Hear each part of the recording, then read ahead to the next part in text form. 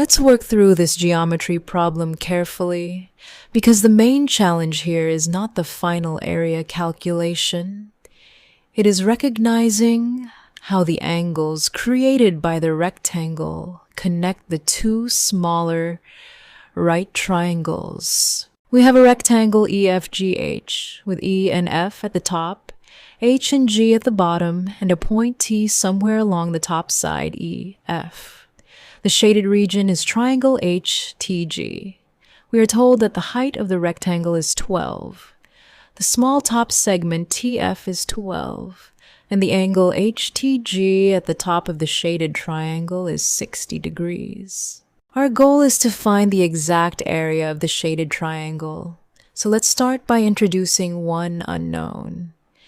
We do not know the length from E to T, so let ET equal X. Because EFGH is a rectangle, opposite sides are equal, and the vertical sides are both 12.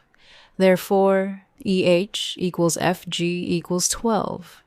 Now, let's focus on the small right triangle on the right, triangle TFG. I'm going to call the angle at G alpha. Since we are dealing with a right triangle, tangent is especially useful here. Remember, tangent of an angle is the opposite side divided by the adjacent side. For angle alpha at G, the opposite side is TF, which is 12, and the adjacent side is FG, which is also 12. So we can write tangent of alpha equals 12 divided by 12. That simplifies to tangent of alpha equals 1. And which angle has a tangent equal to 1? That is 45 degrees. Therefore, alpha equals 45 degrees. Keep that result in mind because it is going to connect directly to the angle on the left. Now let's move over to the other side of the rectangle. Consider the right triangle EHT. Let the angle at H be beta. We know that ET is our unknown X, and EH is 12. Again, tangent is the natural tool because we have a right triangle and we know the opposite and adjacent sides relative to beta. The side opposite beta is ET, which is X, and the adjacent side is EH, which is 12. Therefore, tangent of beta equals X divided by 12. At this point, we have one useful relationship involving alpha and another involving beta, but we still need to connect them.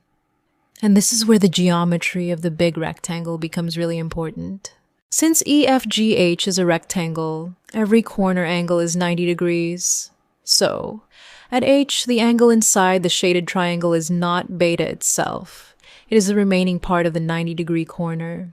Therefore, the angle at H inside triangle HTG is 90 degrees minus beta. In exactly the same way, the angle at G inside the shaded triangle is 90 degrees minus alpha. And we are already given that the angle at T is 60 degrees. Now remember the angle sum property of a triangle. The three interior angles must add up to 180 degrees. So we can write 90 degrees minus beta plus 60 degrees plus 90 degrees minus alpha equals 180 degrees. Let's simplify this carefully. The constant angles give us 90 plus 60 plus 90, which is 240 degrees. So we have 240 degrees minus alpha minus beta equals 180 degrees. Subtract 180 degrees from both sides, and we get 60 degrees minus alpha minus beta equals 0. Rearranging this gives alpha plus beta equals 60 degrees. This is the key angle relationship in the entire problem.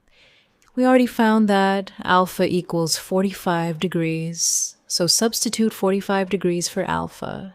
That gives 45 degrees plus beta equals 60 degrees. Subtract 45 degrees from both sides, and we get beta equals 15 degrees. So now we know both important angles.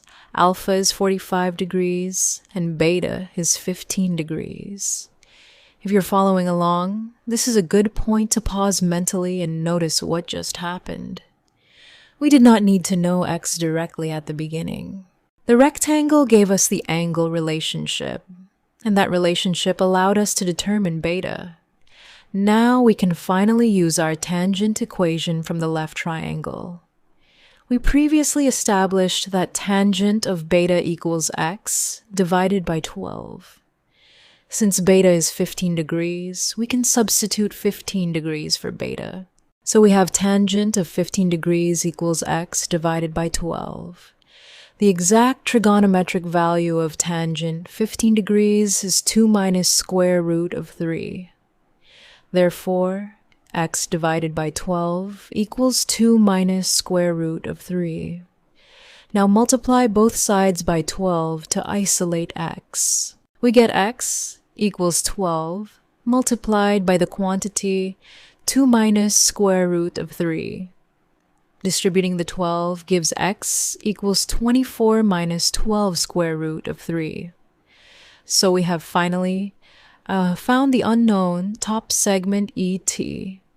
Now we are very close to the area. Remember, the entire top side EF is made up of two pieces, ET and TF. We called ET x, and TF was given as 12. Therefore, EF equals x plus 12. Since the bottom side HG of the rectangle is equal to the top side EF, the base of our shaded triangle is also x plus 12. Substitute the value we just found for x. So, the base is 24 minus 12 square root of 3 plus 12. Combine the ordinary numbers, 24 plus 12, to get 36. Therefore, the base is 36 minus 12 square root of 3. Now let's identify the height of triangle HTG.